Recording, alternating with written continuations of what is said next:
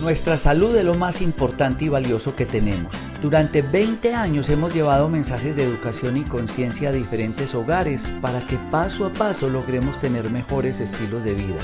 Los invitamos que todos los días le aporten un grano de arena a su salud, sintonicen Conexión Vital y acompáñenos en nuestras redes sociales buscando Dr. Rojas.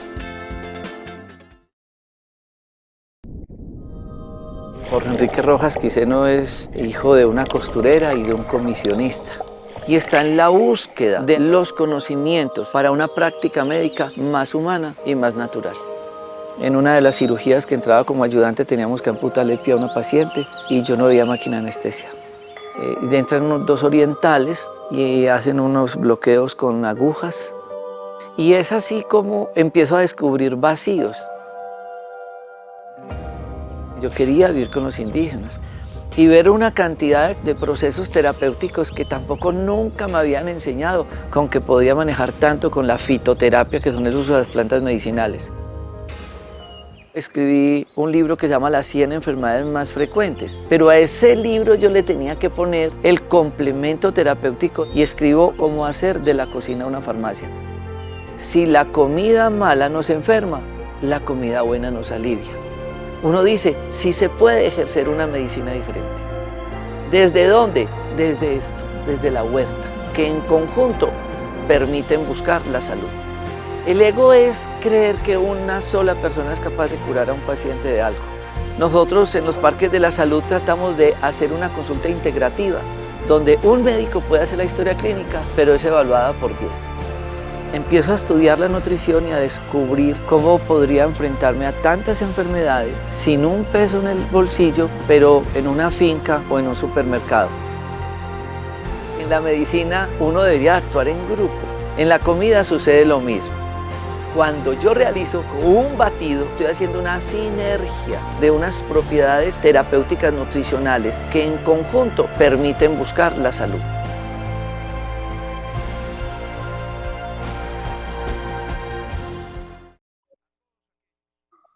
Muchas gracias por estar nuevamente con nosotros en una nueva edición de Conexión Vital, un programa que tiene 20 años, con un equipo interdisciplinario muy grande haciendo educación y prevención en salud. En ningún momento nosotros pretendemos reemplazar una consulta médica, ni nosotros estamos haciendo un programa donde la gente no vaya a una consulta. Queremos que todos ustedes estén en ese proceso de aprendizaje. Y ojalá así ustedes lo puedan entender. Entonces, tenemos hoy un tema que hace parte del apoyo médico para todos los médicos del mundo y es el laboratorio clínico. Sin lugar a dudas, son muchas las herramientas que nos ofrecen los laboratorios para nosotros poder tener una aproximación a la enfermedad. Cada vez nosotros estamos buscando, investigando más lo que llamamos enfermedades raras y los exámenes de laboratorio se convierten en esa gran ayuda. Por eso vamos a compartir hoy este espacio con uno de los compañeros nuestros del Parque de la Salud. Y es el doctor Silvio Alfonso Marín. Con él vamos a hablar de laboratorio clínico. Vamos a hablar de tantas pruebas de laboratorio que todos deberíamos de hacernos. Saben que una de las cosas que estamos haciendo en el Día para tu Salud y en el programa de limpieza de colon es incluir exámenes de vitamina D, vitamina B12, hacer los exámenes muy completos de tiroides. Porque es que nos hemos quedado con exámenes de rutina muy básicos. Ah, no, tiroides, TSH. Y resulta que podemos tener la TSH buena y tenemos los antígenos tiroideos alterados, o la T3 o la T4 alterada, y quedamos con el TSH. Entonces, vamos a entrar en materia. Doctor Silvio Alfonso, muchas gracias por estar con nosotros y bienvenido a Conexión Vital. Doctor televidentes, muy buenas tardes, muchas gracias por la invitación. Es un placer estar de nuevo en este prestigioso programa y encontrarnos, doctor, después de tanto tiempo, aunque sea a la distancia, Qué bueno vernos de nuevo y aquí estamos al frente para que hablemos de este tema del laboratorio, sobre todo en esta época que es bien interesante que hagamos esa relación entre lo que vivimos y lo que manejamos tradicionalmente con los exámenes de laboratorio clínico. Una de las cosas básicas es que nosotros deberíamos de ir conociendo cada vez más cuáles son los exámenes de laboratorio que nosotros debemos de utilizar, o que las personas, porque muchas personas dicen, no, yo fui a la consulta médica y de pronto la EPS por economía y demás no manda todos los exámenes de rutina. ¿Cuáles deberían de ser todos esos exámenes, doctor Silvio Alfonso? A ver, doctor, yo quiero, si usted me permite, que hiciéramos en este momento como una consideración de enfrentar lo que son los exámenes de laboratorio versus pandemia, como yo había titulado el programa y la intervención mía el día de hoy. Es decir, ¿qué ha sucedido con los exámenes tradicionalmente? ¿Qué ha sucedido con los exámenes que debemos hacer? ¿Y qué ha sucedido con las enfermedades de base que veníamos manejando versus la pandemia? Y es una situación bien interesante, porque es que se nos ha olvidado por esta época que existen los diabéticos y que los diabéticos han seguido en su línea de su incremento de azúcar. Hemos visto un aumento en las infecciones urinarias. Interesantísimo preguntar qué ha pasado con las dislipidemias, qué ha pasado con los colesteroles altos, los triglicéridos altos, qué ha pasado con los pacientes renales, qué ha sucedido con la atención de los pacientes que comúnmente venían haciendo sus controles cada 30 días, cada 60 días. ¿Qué ha pasado con los hipertensos? ¿Qué ha pasado desde el punto de vista del laboratorio con ese seguimiento de la creatinina, del BUN, de la urea?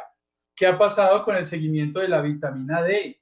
¿Qué ha sucedido con los pacientes que normalmente venían con procesos de anemia, con una deficiencia de hierro, con una deficiencia de la ferritina, de la transferrina? ¿Será que esto ha ido cogiendo ventaja? Entonces, con esta intervención y este principio de hablar de generalidades de laboratorio, es que pensemos que el laboratorio en este momento puede ir a su casa. Nosotros estamos trabajando el servicio a domicilio para que las personas continúen haciéndose sus controles. Nosotros no podemos permitir que las enfermedades de base nos cojan ventaja. Sí, nos tenemos que cuidar, estamos de acuerdo, pero el laboratorio está ofreciendo el servicio de ir hasta sus casas, porque es que la diabetes no se cura o no se cambia por un coronavirus, porque es que los pacientes renales no los vamos a cambiar por un coronavirus. Al contrario, son pacientes que deben hacerse en los exámenes generales, como usted lo acaba de decir, del laboratorio clínico, ¿sí? Para así estar fortalecidos, tener un cuerpo inmune totalmente fortalecidos para evitar de que nos entre el coronavirus. Entonces, doctor, es una introducción que quería hacer y poner en esas generalidades del laboratorio la tradición de los exámenes, lo que venimos haciendo versus la pandemia. Es que es cierto que todos ustedes tengan esto claro, porque definitivamente nos hemos quedado con el tema del coronavirus y tenemos que tener muy, muy claro que la enfermedad es mucho más. Y siguen los diabéticos, los hipertensos, los lupus, siguen todas las enfermedades graves. Y no nos podemos descuidar de estas. Tenemos que ser juiciosos, serios, y la alimentación buena no es únicamente para el COVID, sino para todo nuestro cuerpo que se tiene que enfrentar a las diferentes enfermedades que tenemos. Es muy importante. Y ahora que hablo de esa parte alimentaria, vamos a ver precisamente uno de esos batidos importantes que nosotros difundimos en nuestro libro Cómo hacer de la cocina una farmacia, en los programas de Discovery y Human Health, que ustedes deberían de tenerlos muy presentes, y por eso insistimos en presentarlos muchas veces para que tengan esa gran herramienta nutricional. Y adicionalmente vamos a mostrarles también nuestro parque de la salud. Ya regresamos.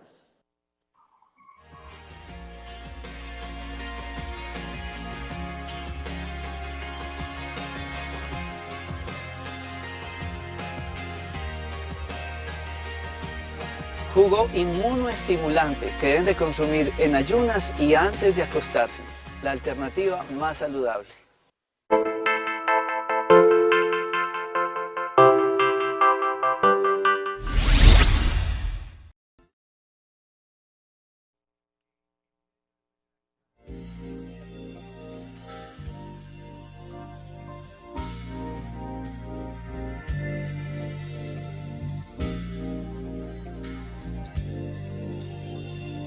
Alimento natural que estimula hormonas sexuales 3 veces por semana, la alternativa más saludable. Muchos de ustedes se preguntarán, pero ¿para qué tantos exámenes? Un buen médico con ojo clínico le puede decir a uno qué tiene. Pensarían muchos de ustedes.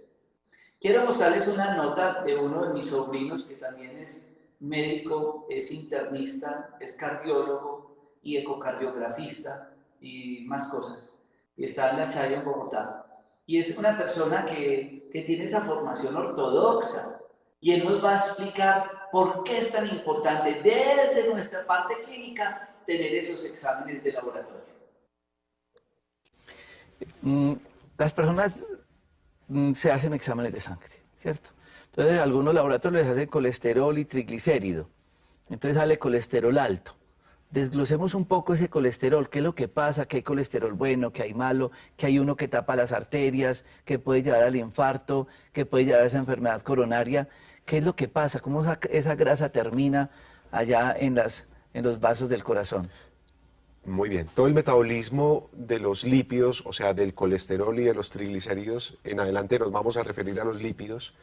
Todo el metabolismo de los lípidos empieza con la ingestión de estos. Es decir, todo empieza por malos hábitos dietarios y por sedentarismo, por falta de hacer ejercicio. Este metabolismo empieza a alterarse desde la ingestión hasta su procesamiento en el hígado y cuando esto sucede y los procesos proteicos y enzimáticos no son suficientes para hacer un equilibrio en la producción de estos lípidos, entonces es cuando empiezan a incrementarse los niveles de ellos. Las lipoproteínas de baja densidad son las lipoproteínas o los lípidos que circulan desde el hígado hasta la circulación periférica y es la fracción del colesterol que se va depositando crónicamente en las paredes de las arterias y las que por mecanismos inflamatorios y por mecanismos celulares van generando obstrucción de las arterias coronarias. Posteriormente, entonces es cuando las lipoproteínas de alta densidad en los laboratorios las reportan HDL, cuando detectan que hay un incremento significativo en estas LDL, entonces, comillas, porque realmente no es la función principal, empiezan como a barrer esos lípidos malos que están en la circulación periférica y es lo que antiguamente se denominaba como colesterol bueno. Hoy en día estamos hablando de dislipidemia severa, aquellos que causan o que tienen factores que causan más riesgo de tener una enfermedad coronaria, una obstrucción de las arterias coronarias. En este sentido, cuando se deposita más colesterol malo en las arterias coronarias, es cuando sucede crónicamente la obstrucción de ellas y se genera entonces el infarto agudo del miocardio. Aquí, esto es una representación gráfica de una de las arterias del corazón del lado izquierdo, que es esta. Este recuadro pequeño es lo que nos está mostrando esta imagen de la arteria coronaria maximizada. El depósito de grasas malas, de lípidos malos o lipoproteínas de baja densidad es lo que estamos viendo en esta pequeña imagen que va obstruyendo crónicamente la luz de la arteria coronaria.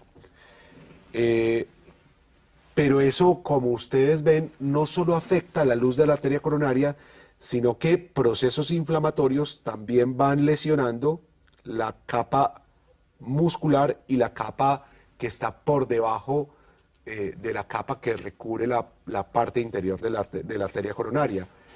Todo este proceso inflamatorio es lo que crónicamente va a generar obstrucción de la luz de la arteria coronaria. Y si ustedes ven, entonces cada vez el flujo que puede pasar a través de este pequeño orificio, pues va a ser mucho menor que si tuviésemos un orificio pues completamente libre y completamente sano. Aquí estoy borrando todas las rayas que hice.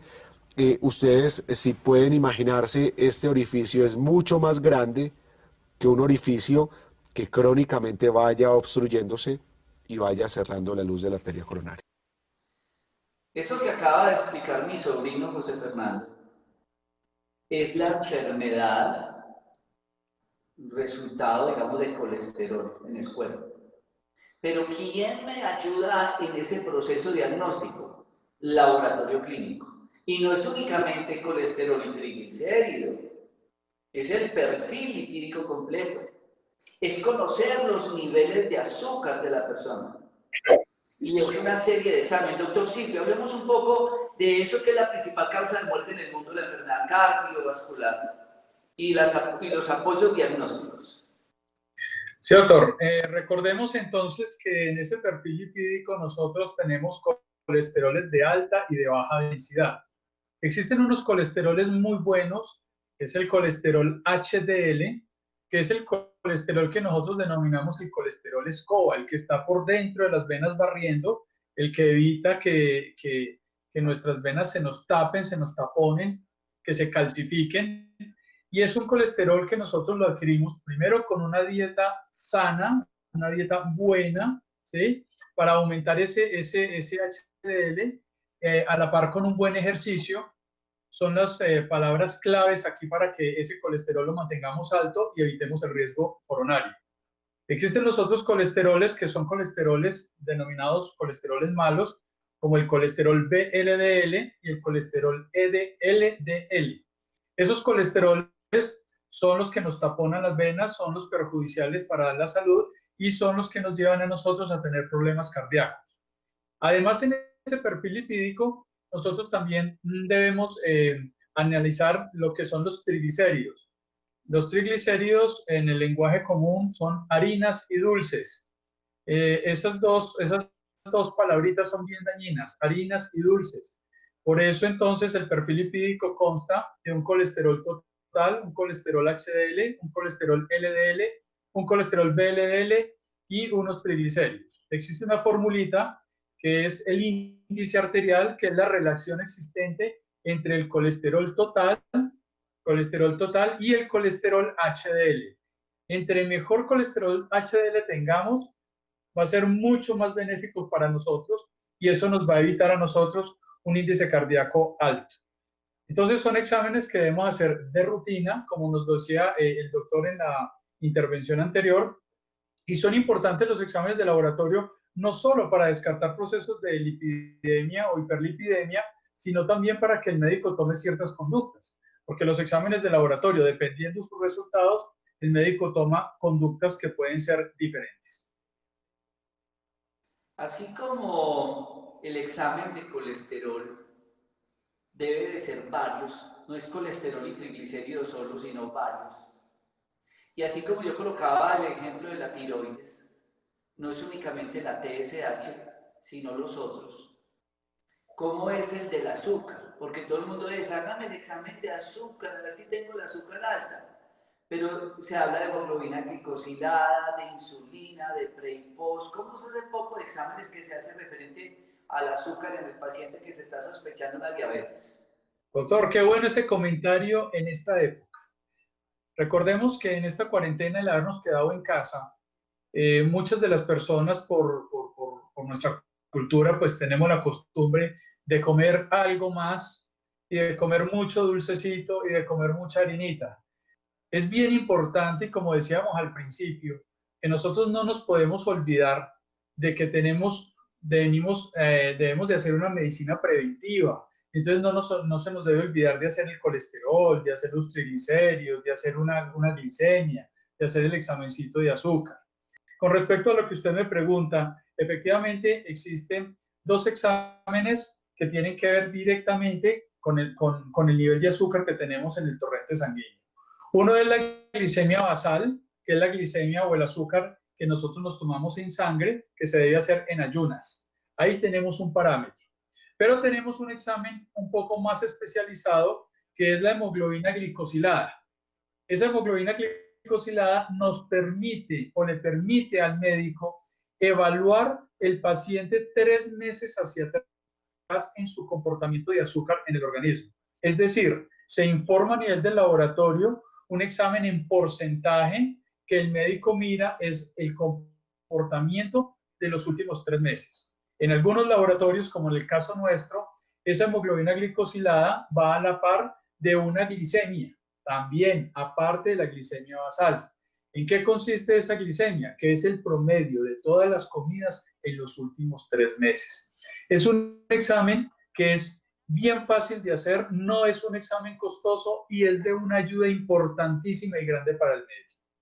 Vienen otros elementos que se pueden evaluar, pero ya es, diría yo, como algo más médico, más patológico cuando hacemos evaluación, por ejemplo, de la insulina. ¿Cómo está la insulina en el cuerpo? ¿Sí? ¿Cómo está la producción a nivel del páncreas de esa insulina? Si el problema es de ese páncreas, pero lo que nos compete en este momento, que es un examen más común y más sencillo, estaríamos hablando de una hemoglobina glicosilada y de una glicemia, doctor. Qué bien. Es muy importante que tengan todo esto claro para que ustedes por lo menos encuentren la justificación de por qué nosotros necesitamos realizar tantos apoyos diagnósticos a través del laboratorio clínico. Vamos a ver este batido alimentario que nos ayuda para esos problemas de colesterol y para esos problemas cardiovasculares y alimentos tan importantes como el vegetamil y demás, y ya regresamos.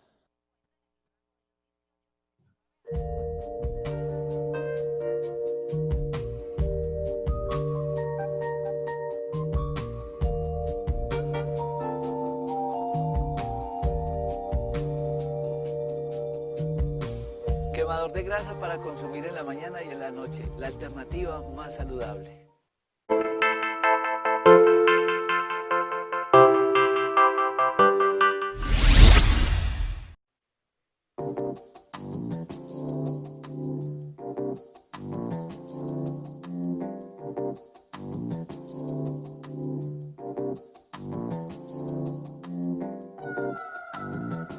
Alimento natural rico en fibra prebiótica para consumir con el desayuno, la alternativa más saludable. Esto es un tema que realmente necesitaría muchísimos programas, pero vamos a ir como pasando por todos esos exámenes más importantes que se convirtieron en exámenes de rutina. Y lo mismo pasa con la tiroides, lo mismo que acaba de explicar el doctor Silvio, con el páncreas pasa con la tiroides. Ah, no, yo me hice el examen de TSH y tiene problema de tiroides y son medicados. Es un examen incompleto.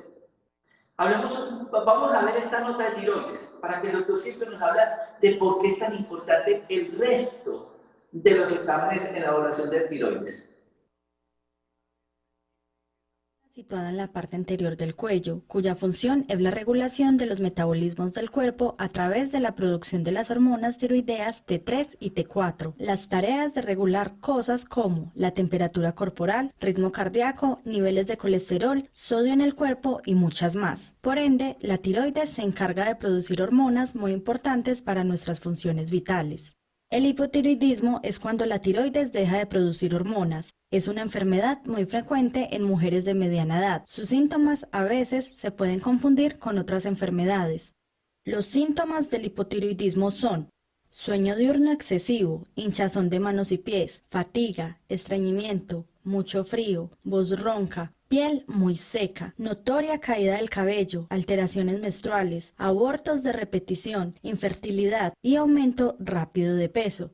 Si tienes estos síntomas, debes acudir a tu médico de confianza. Doctor Silvio, hablemos un poco de su laboratorio clínico, todo lo que se hace en examen de tiroides y cómo es eso que hay un anticuerpo tiroideo y que hay que hacer T3 y T4 y todo lo que se pueda hacer en el examen de tiroides. Bueno, entonces para evaluar nosotros la tiroides se compone de 3 partes o 3 elementos que a nosotros nos permiten evaluar esa función, que son la triiodotironina, o comúnmente conocida como T3, el T4 libre, que es la fracción libre de producción de esa tiroides, y la TSH. Normalmente las personas se pueden controlar la TSH sola cuando ya han sido diagnosticadas. con un hipertiroidismo o un hipotiroidismo. Pero para nosotros confirmar que realmente haya un mal funcionamiento de esa tiroides, siempre debemos ir acompañado de esos 3 exámenes y o especialmente de la T4 libre, para poder coincidir y poder correlacionar los datos clínicos. ¿Por qué razón? Porque existen muchas clases de tiroiditis. Entonces puede ser la tiroiditis subclínica, la tiroiditis viral, la tiroiditis por el metabolismo, la tiroiditis realmente patológica. Entonces es muy bueno acompañarlo de la T4 y ya existe el protocolo donde las cifras normales han cambiado un poco en esa TSH. Entonces, con esto les quiero decir que realmente hacer una TSH sola en muchas ocasiones no nos permite hacer un verdadero diagnóstico. Nos puede llegar a tener dudas, porque una persona, por ejemplo, que viene de viaje, bueno, en esta época pues no, pero normalmente cuando viene de viaje puede traer una alteración de tiroides simplemente por el viaje, por un problema metabólico, una persona que con su cambio de dieta puede alterar el resultado de la TSH. Entonces, hay que hacer la correlación con el T4 libre. Hoy en día se nos permite afortunadamente desde el punto de vista laboratorio que hay pruebas que nos llevan a estudiar una sospecha de cáncer de tiroides. Entonces allí es donde nosotros evaluamos los anticuerpos tiroideos, o sea, los anti-TPO, los microsomales, los microglobulínicos. ¿Sí? Entonces, hoy en día a nivel de laboratorio nosotros podemos aportarle al médico si hay una alteración sospecha a principio de cáncer, si realmente es una alteración pasajera, si es algo viral o si realmente es algo de base. Qué bien. Vamos a ir ahorita a ver esta nota sobre las ayudas nutricionales en los batidos para el pulmón y otros alimentos importantes que nosotros hemos venido elaborando y ya regresamos con exámenes de laboratorio, el laboratorio clínico y del doctor Silvio. Ya volvemos.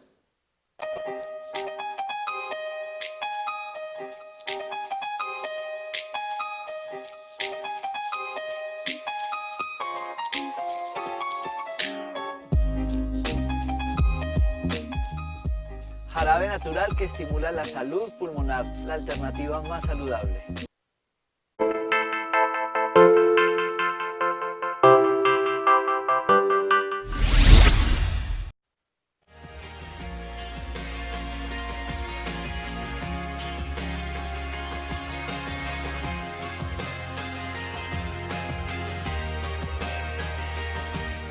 Jugo inmunoestimulante que deben de consumir en ayunas y antes de acostarse. La alternativa más saludable. El cuerpo nos muestra a nosotros muchos cambios a través de los fluidos. Y la gente dice, ay, como tengo la orina de rara, tengo flemas o flujos, o la materia fecal me cambió. ¿Quién nos ayuda a nosotros a definir el diagnóstico? Porque la gente dice, me pica el ano y la materia fecal es como con moco. Ah, eso es que tengo amibas y se van para la droguería y compran metronidazol. Terrible, nunca hagan eso. Hay que ir al laboratorio clínico para que le digan qué es lo que tiene allá. Hablemos un poco de esos fluidos del cuerpo, doctor Silvio.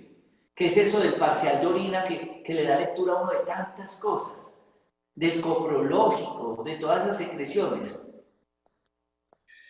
Bueno, doctor televidentes, 2 temas bien interesantes y hoy en día hemos progresado bastante en ambos temas. Con respecto a lo que tiene que ver a los fluidos, como el caso de la orina, pues nosotros allí podemos detectar múltiples fallas, no solo procesos infecciosos. Si bien es cierto, la gran mayoría de personas tienen en su mente de que el parcial de orina es para mirar infecciones urinarias, pues también nosotros podemos detectar allí fallas renales, como es el caso de hallar una microalbuminuria, proteínas en orina, nos permite hallar sangre en la orina, nos permite mirar cuerpos cetónicos en la orina, nos permite mirar oxalatos o sustancias que nos pueden llegar a pensar en un cálculo renal también. Y en fin, nos permite también otros parámetros como el caso del pH y la densidad, que muchas veces las personas no le dan importancia a esos parámetros. Si bien es cierto, la orina maneja un pH ácido, en los casos que sea alcalino, ¿sí? Hay que entrar a mirar porque puede ser un proceso fisiológico que hay que comunicárselo al médico. Y es un examen de rutina y es un examen fácil de hacer. En ese parcial de orina nosotros evaluamos también la presencia de células epiteliales, de leucocitos para mirar si hay procesos infecciosos, procesos inflamatorios, si hay glóbulos rojos para mirar si hay una hematuria o si realmente hay procesos de deshidratación, digamos una cetonuria con presencia de moco, pues podemos pensar en un proceso de deshidratación. Y a la misma vez nos podemos dar cuenta la presencia de bacterias para saber si hay procesos infecciosos. Cuando eso sucede en el parcial de orina, se recomienda hacer los urocultivos. Ya hemos progresado mucho. Tenemos en la ciudad, en el caso nuestro, en nuestros laboratorios, urocultivos que si son negativos los podremos reportar en 5 horas debido a la tecnología molecular que ya traemos en la ciudad. Entonces, eso sería la primera parte. En la segunda parte, que es la parte de la materia fecal, pues también hemos progresado. No solo es realizar el coprológico para mirar si hay parásitos o no hay parásitos. No, existe un examen que se llama coproscópico, donde nos va a permitir a nosotros medir el pH, los azúcares reductores, si hay presencia de sangre en las heces y también a su vez si hay presencia de leucocitos, eritrocitos, parásitos u otro elemento. Hoy en día en la ciudad hemos traído una prueba nueva que se llama la calprotectina para realizar sospecha de inflamación de colon. La hemos implementado desde hace aproximadamente 1 mes y medio. Es una técnica nueva que aquí no se estaba haciendo y es una manera de ayudarle al médico si el paciente tiene problemas de colon. Entonces, en esa descripción que usted hace, doctor, es bien interesante que el médico conozca y sepa que existen muchas herramientas para poder hacer un verdadero examen de laboratorio, bien sea en coprológicos, bien sea en heces, en materia fecal o bien sea en orina, doctor. Podríamos hablar mucho más rato del tema. ¿Qué exámenes están hablando para el COVID? Bueno, doctor, aquí para el COVID, a ver, en este momento tenemos 2 tipos de prueba a nivel de Colombia, que son las PCR en tiempo real, que es por hisopado nasofaríngeo, con una alta confiabilidad, aunque no tiene una confiabilidad del 100%, pero es la prueba más confiable. Y por el otro lado, las pruebas rápidas o pruebas de anticuerpos, IgM, IgG, para mirar si hay creación o respuesta inmune del cuerpo hacia ese virus. Las pruebas rápidas, no sé, doctor, ¿tenemos tiempo? ¿Podemos dar una pequeña explicación de pruebas rápidas? Sí. Bueno, ¿Sí? doctor, ¿Tenemos tiempo? Adelante. A ver, a nivel de esas pruebas rápidas, es muy bueno, doctor, gracias por la oportunidad. Es que las personas han querido acceder a las pruebas rápidas simplemente porque sí, porque porque yo quiero saber si tengo o no tengo. Las pruebas rápidas no nos dicen si tiene o no tiene. Hay una falsa creencia al respecto y por eso las pruebas rápidas deben saberse aplicar. En este momento las pruebas rápidas se deben aplicar primero que todo el personal médico, el personal en primera línea, para saber si han tenido contacto y han generado anticuerpos. En ese caso, la prueba rápida es válida y se puede efectuar. Se deben efectuar pruebas rápidas a las personas que hayan estado en contacto con pacientes positivos de COVID. Y la prueba rápida se debe aplicar en pacientes que ya hayan cursado el 7º día de síntomas. A pesar de que el COVID puede darse en personas asintomáticas, la prueba rápida no aplica en ese caso para esas personas sanas. Entonces, es bien interesante, doctor, que me haya dado la oportunidad de dar esa explicación a nivel de las pruebas rápidas. Qué bien, doctor Silvio, qué bien. Vamos a ver un alimento muy importante para el sistema cardiovascular de los batidos nuestros de nuestro libro Las 100 enfermedades más frecuentes y cómo hacer de la cocina una farmacia, que quiero decir, se consiguen en todas las librerías del país, lo pueden en el Mercado Libre, lo pueden conseguir en muchas, tienen muchas herramientas para tener ese libro, que es una gran ayuda nutricional además. Y otros alimentos que tenemos nosotros y que hemos venido investigando. Y ya regresamos con las preguntas que ustedes nos han dejado en Facebook Live. Ya regresamos.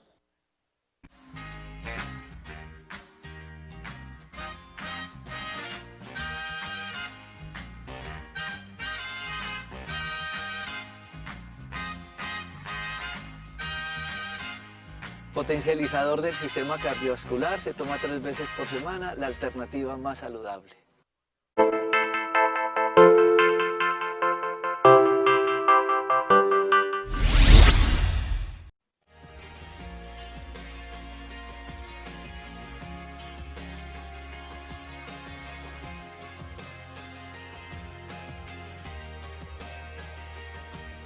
Jugo inmunoestimulante que deben de consumir en ayunas y antes de acostarse. La alternativa más saludable. Tenemos una pregunta en Facebook, pero es una pregunta de la calle. Todos le dicen a uno, ¿cada cuánto se deben de hacer los exámenes de sangre? Porque hay personas que nos llegan a la consulta con exámenes de hace un año. ¿Con qué periodicidad se deben de hacer, doctor Silvio, estos exámenes? Bueno, mire, la idea de los exámenes es hacerlo mínimo cada 6 meses en personas de prevención, es decir, en personas sanas que quieran hacer prevención, debe hacerse siquiera 2 veces al año. Ya en personas que tengan su problema o su inconveniente, digamos, problemas renales como la creatinina, problemas como renales como el BUN, como la urea, en problemas de anemia, como el caso de la hemoglobina, pues deben hacerse mucho más seguido, siquiera cada 3 meses.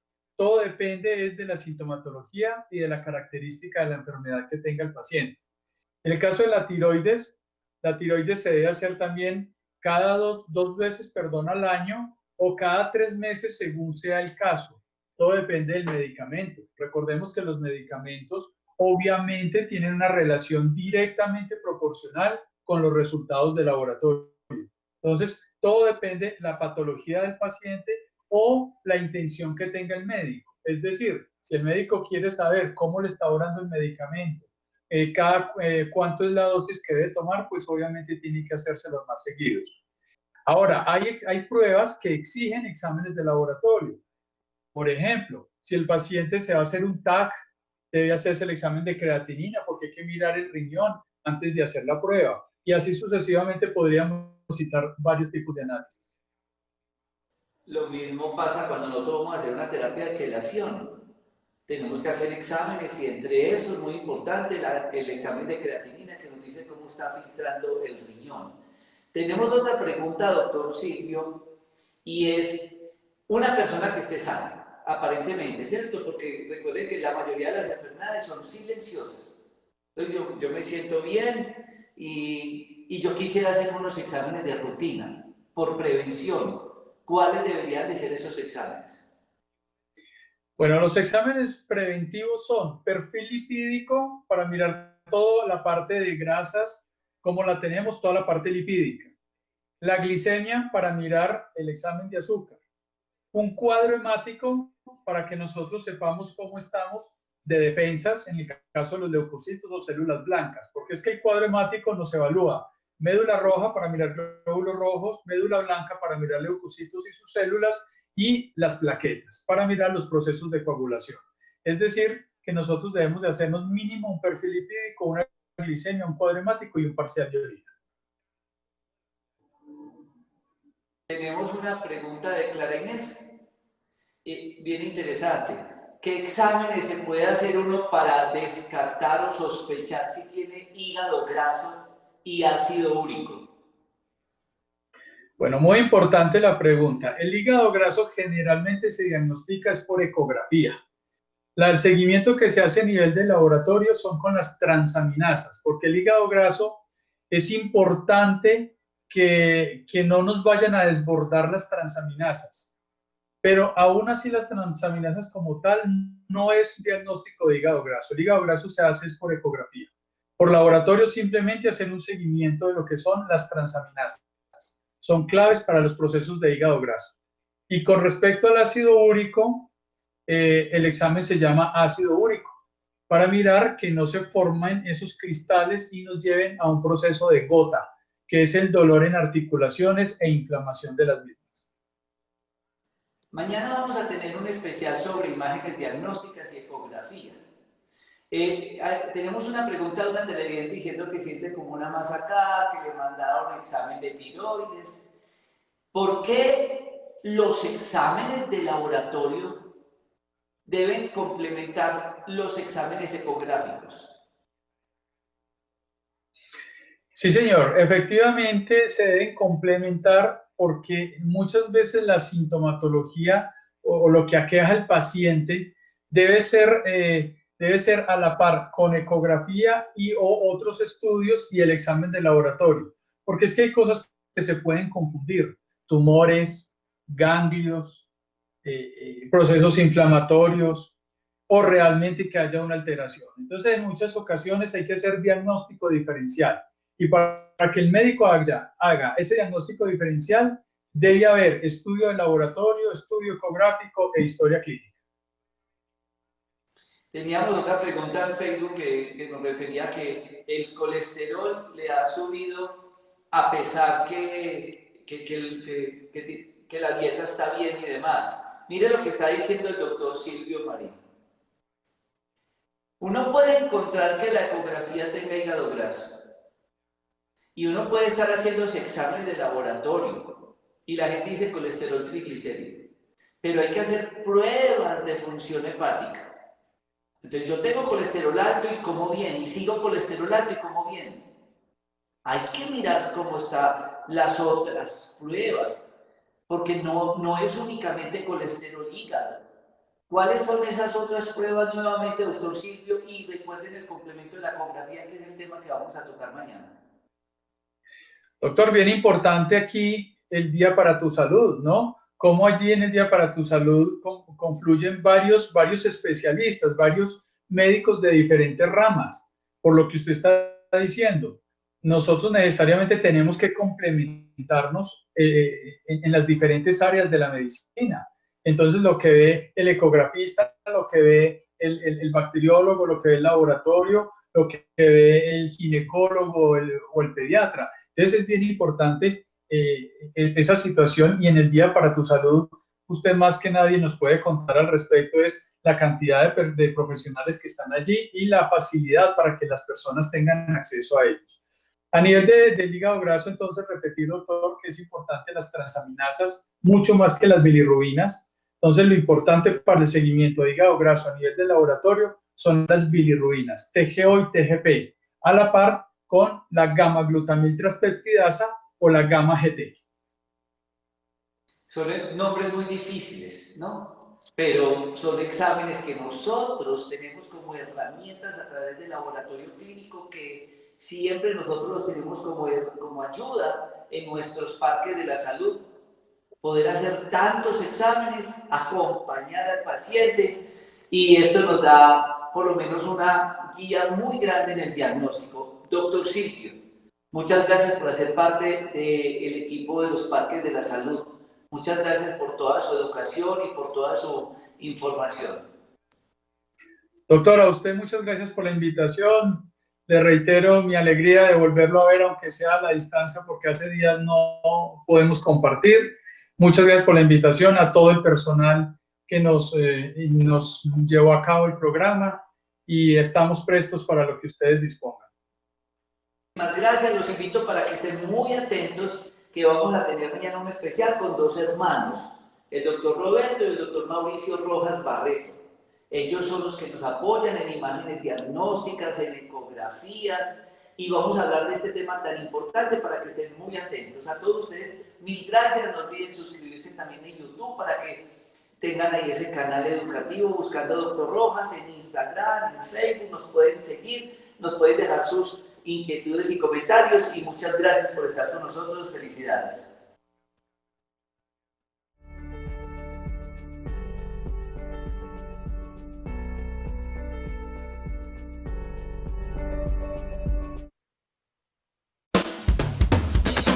Nuestra salud es lo más importante y valioso que tenemos. Durante 20 años hemos llevado mensajes de educación y conciencia a diferentes hogares para que paso a paso logremos tener mejores estilos de vida.